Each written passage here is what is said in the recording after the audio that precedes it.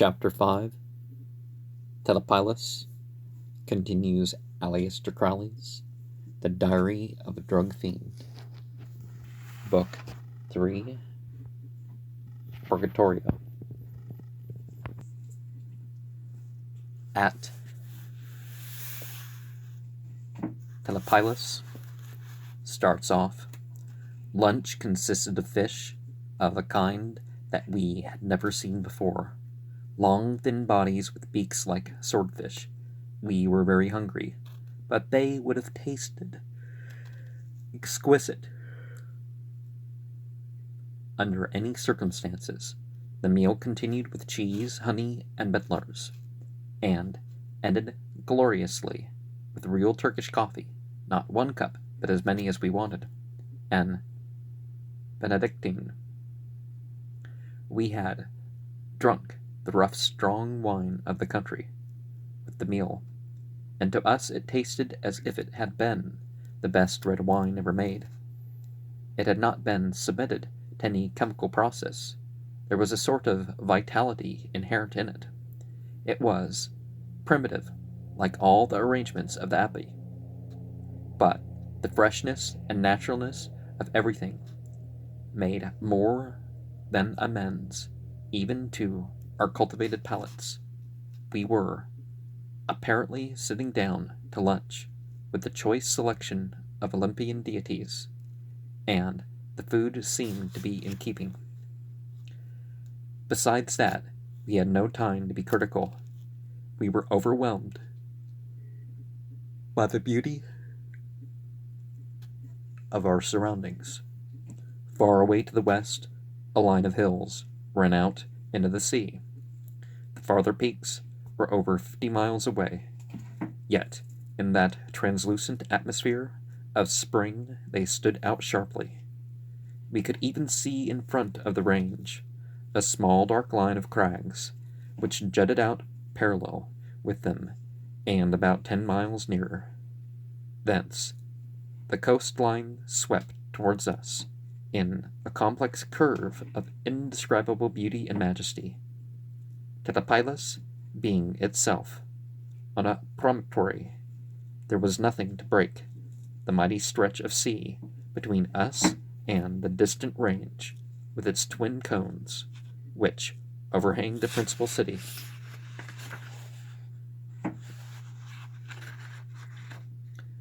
Of the country. The city from which we had started that morning. To the left of the coastline, a range of tumbled mountains, fantastically shaped and colored, reaching thence to the very hillside on which we were sitting. In front, the ocean reached to the horizon. The light played upon its waves like some mysterious melody of Debussy's. It varied in hue from the most delicate canary yellow and the galoshes green, through infinite changing shades of peacockry to lilacs and deep purples. Ever-changing patches of color wandered about the surface in kaleidoscopic fantasy. A little to the right again, and the limitless prospect of water was cut off by a precipitous cliff crowned by the ruins of a church, and up again to the right, the sheer crag reared its perpendicular terror to the skyline, a jagged line of quaintly carven pinnacle. Beyond these, the slope suddenly eased off.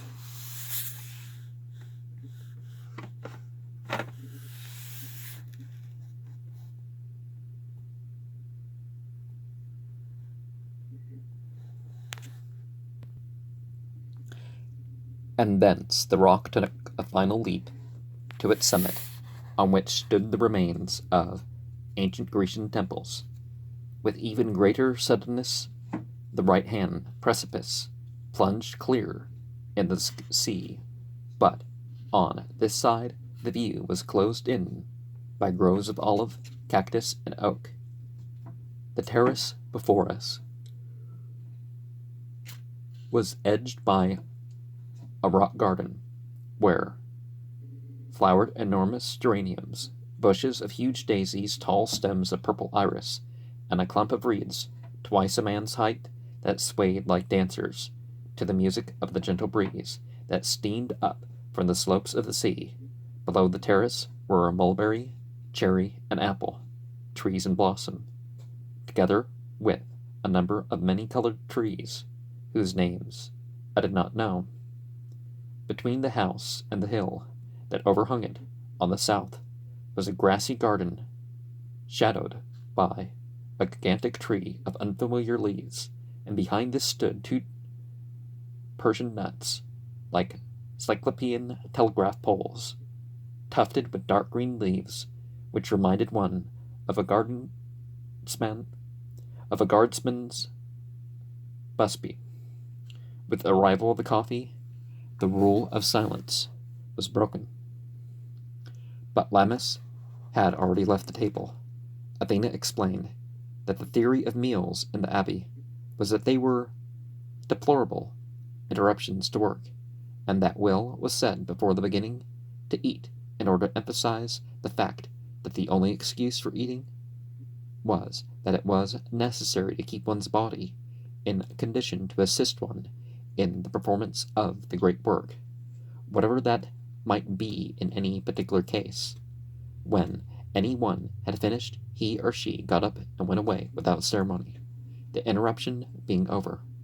Lammas now came out of the house in a flannel shirt and buckskin riding breeches. He sat down and began to drink his coffee and Benedictine. He was smoking a thin, black cigar, so strong that its very appearance was alarming. "I hope you'll excuse me this afternoon," he said. "I have to go and inspect the other houses. This house is the antechamber, so to speak, where we receive strangers. In the other houses, various courses of training are carried on according to the wills of their inhabitants. You will sleep here, of course, and considering the reason for which you have come, no, Dionysus, this isn't the time to say, 'He shall fall down into the pit called because, and there he shall perish with the dogs of reason.' I will sleep down here for the present instead of in my lonely little tower as I usually do." We noticed that Cyprus and the boys had slipped away quietly, but Athena sat engrossed in studying us. In the absence of Lala, he said, "Sister Athena is our chief psychologist. You will find her knowledge very useful to you and your work. I will leave her to talk things over with you for the next couple of hours. But of course, the first thing is to get you rested from your journey." He got up and walked off, round the corner of the house. We didn't feel that we needed rest. We were much too interested by the atmosphere of the place. It was not merely the curious customs that stimulated our imaginations. There was an indefinable atmosphere about the place, and the people which left us at a loss. The mixture of simplicity and elegance was in itself bizarre, but still more so was the combination of absolute personal liberty with what was evidently in some ways a rather severe discipline. The automatic regularity with which everything was done seemed to imply an almost Prussian routine. Lou saw the point at once, and with her usual frankness asked Sister Athena outright to explain it. "Thank you for reminding me," said Sister Athena. "The big lion said you had better get rest. Suppose you lie down in the studio. I know you don't want to go to sleep, but we can't talk there. But we can talk there just as well as we can here. So you'd better make yourselves comfortable while I explain our funny little ways." The arrangements for repose were as primitive as everything else. The studio was furnished with narrow mattresses on steel springs on the floor. They were covered with comfortable cushions. We threw ourselves down with a certain hesitation, but immediately discovered that we were much more at home than if we had been at a higher elevation. It made the room seem larger, and the sensation of rest was more in evidence. There was a sort of finality about being so low, and it was certainly much more convenient to have our drinks and cigarettes on the floor than on the table. We found out that we had always gone about the world with a subconscious fear of knocking things over. I began to understand why a picnic on the grass gives such a sense of freedom. It was the absence of a worry which had annoyed us, none the less because we had not been aware of it. Sister Athena stretched herself out on a folding chair, also very low. It was no trouble for her to pick up her glass from the ground. About what you asked, she began. It's perfectly true that we have vanadium, steel discipline in this place, but we are made to think out everything for ourselves, and the regulations don't bother us as soon as we see their object. In civilized life, so-called, at least 2/3 of everyone's time is wasted on things that don't matter. The idea of this place is to give everyone the maximum time for doing his own will. Of course, if you come here with a fixed determination to resent everything that is different to what you are accustomed to, you can work yourselves up into a constant irritation, which is all the worse because there is nothing to interfere with your indulgence. When I came here 2 years ago, every detail was an annoyance and an insult, but I came around gradually through seeing that everything had been thought out. These people were enormously more efficient than I was. Through economizing the time and trouble which I had been accustomed to waste on trifles, I could no more fight them than Dionysus could fight Jack Dempsey. There is absolutely nothing to do here in the way of amusement, except walking and climbing and reading and playing dilemma, and of course, bathing in the summer. The housework occupies practically no time at all because of the simplification of life. There is nowhere to go and nothing to do. The result is that with eating and everything else thrown in, there is not much more than an hour of our waking time which is occupied by what one may call necessary work. Compare that with London. Mere dressing accounts for more than that. These robes are decorative enough for a royal banquet, and yet they're absolutely practical for anything but rock climbing. To dress or undress is a matter of 30 seconds.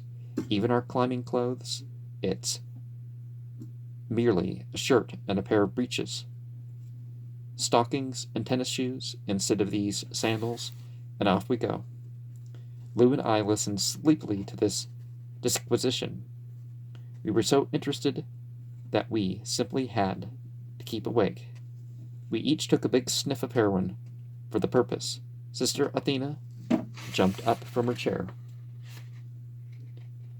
That reminds me, she said. I must get you your charts. She went to a cabinet and produced 2 forms.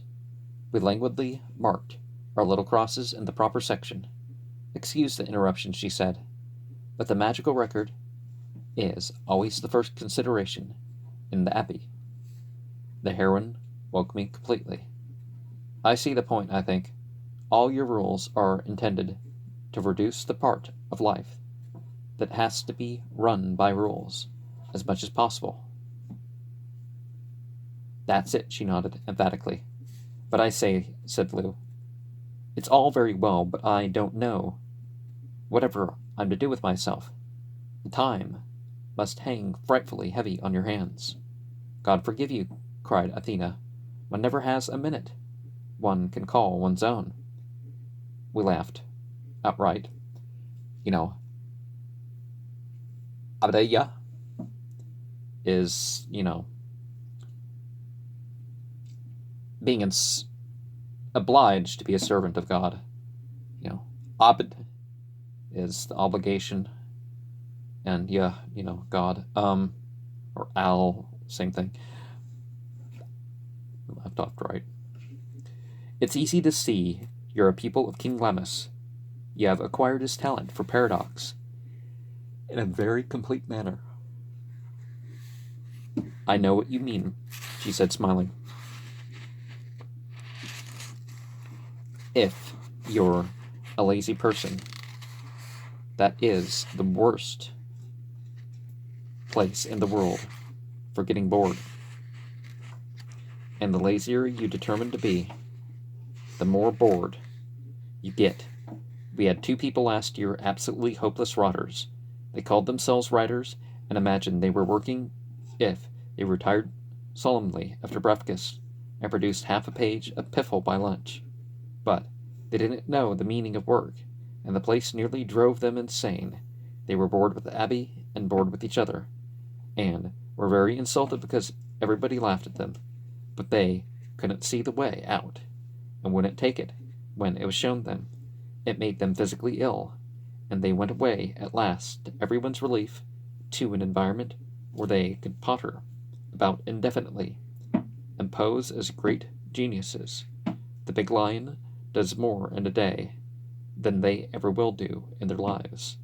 If they live into the next century, well, if they live into the next century, Aleister Crowley would sign his the A's of his name like some sort of phallic variation of a Leo symbol. I'm sorry too, as sorry can be. They were delightfully personal when they weren't pinned to a cork by their fixed ideals of what we ought to be doing. They had come 1,000 miles to be trained, and they wouldn't give us a chance to train them. But they have good brains, and the stamp of this abbey never wears off. They're better and wiser for their stay here, and they'll be better and wiser still as soon as they allow themselves to admit it. You don't encourage us much, said Lou in a really alarmed tone. I haven't even got the consolation of these people. I can't fool myself that I am a wonderkind. You probably know, without my telling you, that I've done nothing all my life but potter, and if I've nothing to potter about, I go off into the blackest boredom. Sister Athena acquiesced. Yes, this place is kill or cure, she admitted, with a laugh, but I'm glad to say that it's cure for most people. The 2 I was telling you about only failed because their vanity and selfishness was so extreme. They interpreted everything wrong and expected the world to fall down and worship them for being wastrels. And at every turn they found the big lion in the way, to bring them back to reality. But the truth was too bitter medicine for them. If they had accepted the facts, they could have altered the facts and learnt to do something worthwhile. But they preferred to cherish delusions of persecution. They persuaded themselves that they were being crucified when they were only having their faces washed. But the point of self-esteem had been put on too thick. So away they went and said how badly they'd been treated. Well, they had asked for the treatment themselves, and it will do them some good yet when they see the thing in perspective and discover that the adulation of their silly little clique of cranks in Soho is not really so good for their souls as the accurate abuse of their friends in this abbey. Yes, I see that all right, said Lou, and I know Basil too well to make that kind of fool of myself. But I'm still a little worried about this horrid efficiency of yours. Whatever am I to do with myself? Don't you understand that it was really boredom or the dread of it that drove me to heroin to pass the time? That's just it, said Athena very seriously. This is all kinds of a place for driving a fellow to drink, and that's why the big lion insists on our going through the mill. But it takes us a very short time to realize that there is not enough heroin in the world to tide us over a single day in such a ghastly place, so we quit. Here was another of Basil's paradoxes in full working order, but they came quite differently from the lips of a steady-going, serious-minded person of this kind. Now, drugs shouldn't be used for repression.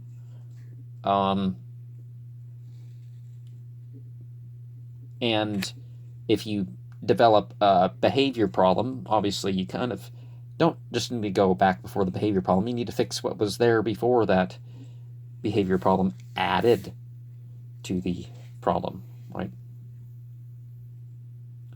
The personality of the big lion is his greatest asset in one way, but in another it handicaps him frightfully.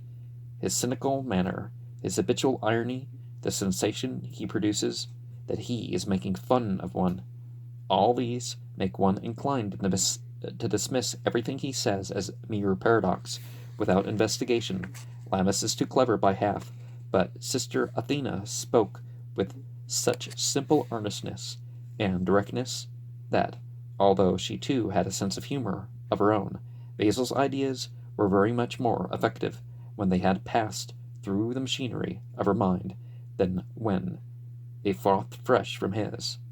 I had always been inclined to distrust King Lammas.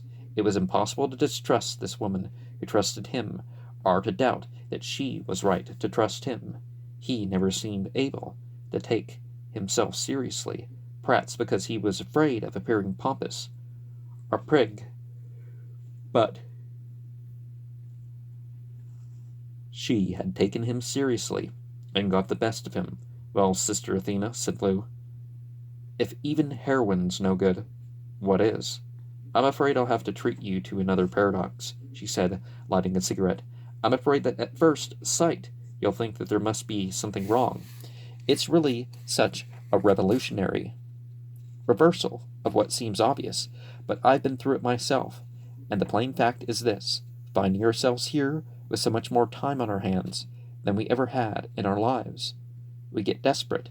In a big city, if we're bored, we simply look around for some diversion, and there are plenty of them. But here, there's no alleviation or the possibility of it. We must either go under completely or decide to swim. Here's another case where the big lion, who must certainly be Satan himself, economizes time. One has to be very stupid not to discover within 48 hours that there is no possibility of amusing oneself in any of the ordinary ways. In London, one could waste one's life before bringing one's mind to the point where a big lion wants it. So one finds oneself immediately up against the fact that one has got to find something to do. Well, we go and ask Big Lion, and Big Lion says, do what thou wilt. But yes, we say, what is that? He replies rudely, find out.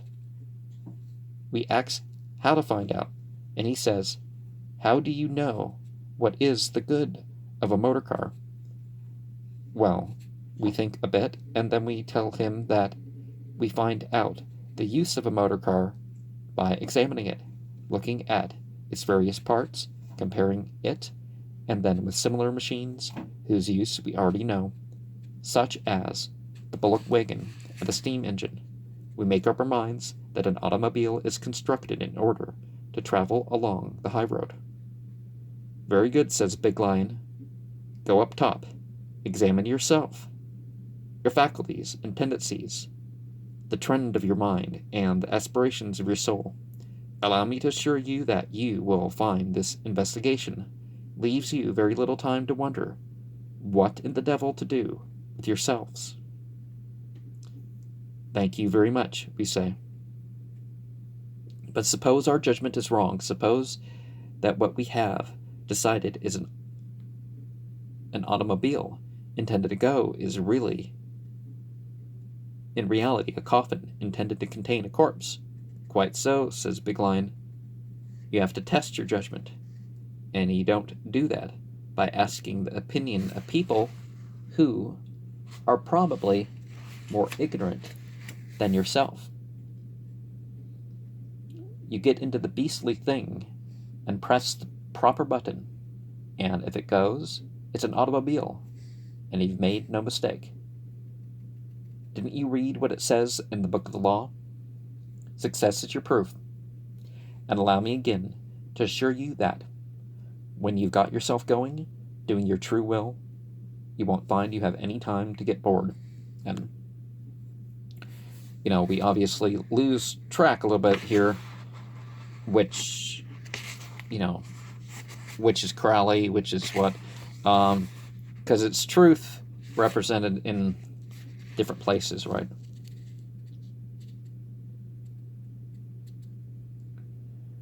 She threw away her cigarette after lighting another from the butt.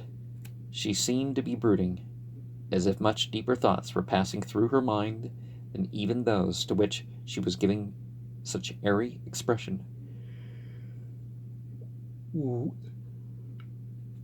We watched her intently. The heroine had calmed and intensified our thought, which was intensely stimulated by her explanation. We had no wish to interrupt. We wished she could have gone on talking forever. Her self-absorption became still more marked.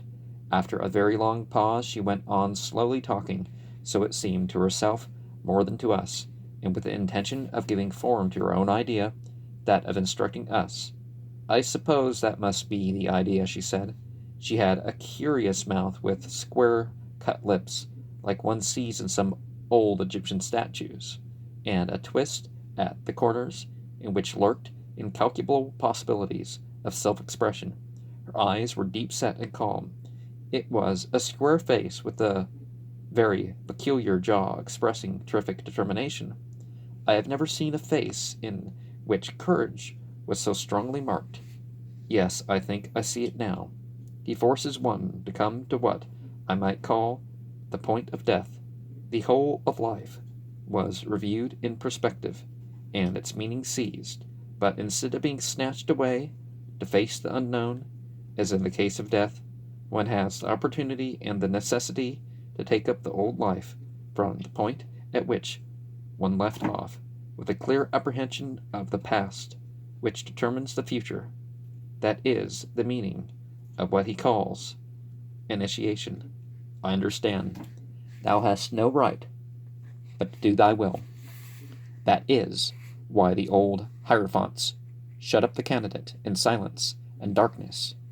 He had the choice between going mad or knowing himself, and when he was brought out into light and life, restored to love and liberty, he was, in very truth, a neophyte, a man newborn. Big Lion puts us through it without our knowing what he's doing, though I've been through it myself. I didn't know in this clear way what had really happened until I tried to explain it to you. The sense of being enchanted came over me again, very strongly. I looked across at Lou, and I could see it in her eyes that she felt the same. But she was trembling with excitement and eagerness. Her eyes were fixed on the face of Sister Athena with devouring ardor. She was looking forward to undergoing this terrific experience. My own mood was slightly different. Already my past life surged up before me in a series of pulsating pictures. I was revolted by the incoherence and fatuity of the past, the achievements of which I was proudest had lost their savior because they had pointed to nowhere in particular. The words of Lewis Carroll came into my mind. A wise fish never goes anywhere without a purpose.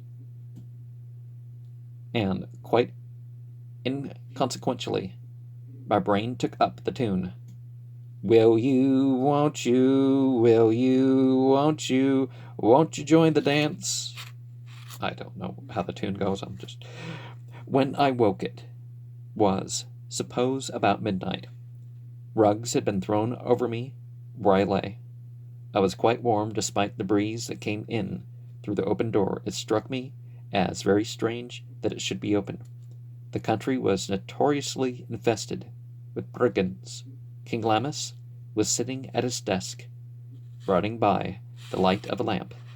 I watched him idly, feeling very comfortable and disinclined to move. Presently, I heard the deep booming of a bell in the far-off cathedral. It was 12 o'clock. He immediately rose and went to the doorway, down the steps, and on to the moonlit terrace. He faced the north. In a deep, solemn voice, he recited what was apparently an invocation. Hail unto thee who art raw in thy silence. No. Hail unto thee who art raw in thy silence, even unto thee who art Kephra, the beetle, that travellest under the heavens in thy bark in the midnight hour of the sun. Tahuti standeth in his splendour at the prow of Ra Hor abideth at the helm. Hail unto thee from the abodes of an evening.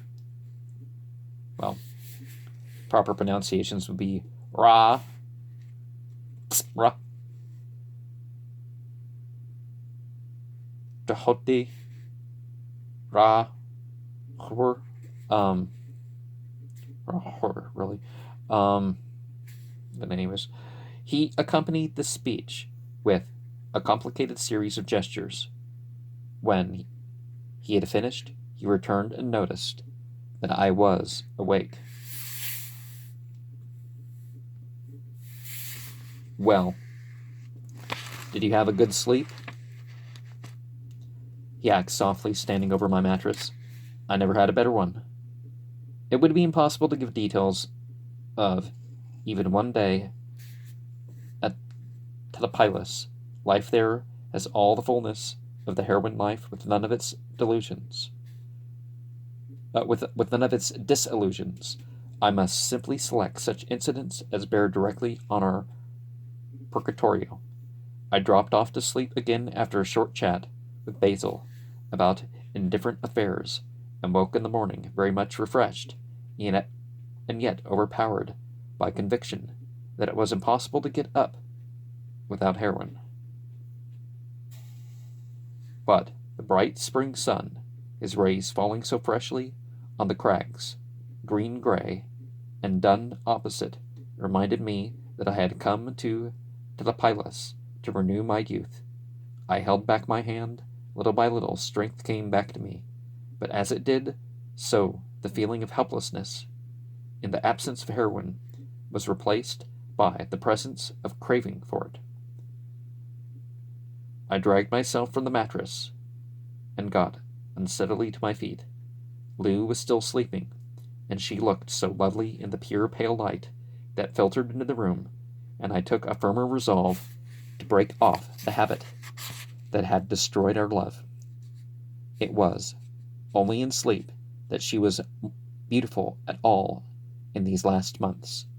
Waking, the expression of tenseness and wretchedness, the nervous twitching of her face, and the destruction of her complexion by the inability of the liver to throw off the toxic effects of the drug, made her look not only twice her age, but ugly, with that ugliness of vice and illness which is so much more repulsive than any mere aesthetic errors of nature. Lou, more than any girl I ever knew, depended for her beauty upon her spiritual state.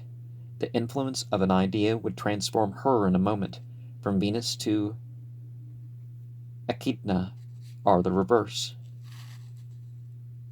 It was deep spiritual satisfaction that made her so lovely this morning, but even as I stood and looked, the horrible restlessness of the heroin craving nearly drove me to take the stuff without my body telling me what it was doing. But I detected the movement in time. I thought a brisk walk might help me to pass through the critical moment. Just as I got out of the house, I was met by Sister Athena. Do what thou wilt shall be the whole of the law, she said. It was the regular morning greeting at the Abbey. Accustomed as I was to the phrase, it still took me rather aback. Good morning, I said in a rather embarrassed way. The answer is, love is the law, love under will. She smiled. We exchanged this greeting so as to make sure that the sight of our friends doesn't distract us from the great work. Now we can talk about whatever we like. Oh no, we can't. I must first inspect Your yesterday's chart. I brought it out, and we sat down at the table together. Of course, there was only the one cross. She assumed a severe look. This is extremely irregular, brother, she said. You haven't filled in column 2. I discovered later that it was part of the system of the Abbey to pretend to be very severe about any infraction of the rules, and then to show, by some pleasant remark, that it wasn't meant in anger. The object was to fix in one's mind that the offense was really grave, so that the pretended scolding had all the effect of the genuine article. Not knowing this, I was surprised when she continued, That's all right, Cocky. We know you're a new chum. But her finger pointed sternly to column 2. It was headed, Reason for Taking the Dose. Well, Dionysus had shown me the way out of that, so I turned impudently around and said, Enough of because, be he damned for a dog. The effect was electric. We both broke into a duet of low musical laughter, and that seemed to me in exquisite harmony with the beauty of the April morning. The devil can quote scripture, she retorted. That business about because refers to something entirely different. The point about this, she was very serious now, is that we want you to know what is going on in your own mind. We all do so many stupid things for bad reason or no reason at all. Forgive them, Father, for they know not what they do, applies to 9/10 of our action. We get so much work done in this abbey because we have learnt to watch our minds and prevent ourselves wasting a moment on what is worthless or cancelling out one course of action by another, and so getting nowhere. In the case of this experiment of yours, in learning to master a drug so powerful that hardly one man in 10,000 stands a dog's chance of coming out. It's especially important because I'm afraid you will find out, as I hope you will find out very soon, your brain has developed certain morbid tendencies. You are liable to think crooked.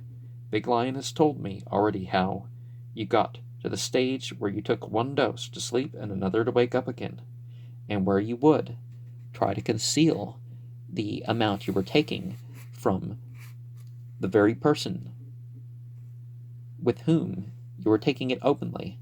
Another point is that privation always upsets the mental balance. A man who lacks food or money finds very queer thoughts, unusual, come into his mind, and does things not necessarily connected with his necessity, obsessing though that be, which are entirely out of keeping with his character. I took a pencil and wrote at once against the cross in column 2, in order to make the most of Sister Athena's illuminating discourse. She laughed merrily. You see, it's Adam and Eve all over again. You're trying to shift the blame onto me. By the way, I see your body is nervous at this moment. If you don't want to take heroin, as you don't, else you wouldn't have let yourself get as shaky as you are, you better take a white tablet. It won't put you to sleep, as you've had a night's rest, and the poor little thing won't have anything to do but run around your solar plexus and stroke all your little pussycat nerves in the right way. What is this tablet they're taking? I took the advice and felt much better. At that moment King Lemmus appeared and challenged Sister Athena to a set of Thelema. I brought Lou out, and we sat in the courtyard and watched them play. Thelema is so called because of the variety of strokes.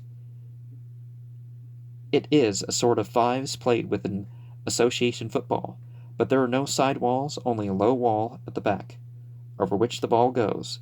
It is out of play as also if it strikes outside. The vertical lines, painted on the wall, are below a ledge about a foot off the ground. The ball may be struck with any part of the body so long as it is struck clean, and the game is bewilderingly fast to watch. After 2 games, the players were perspiring violently.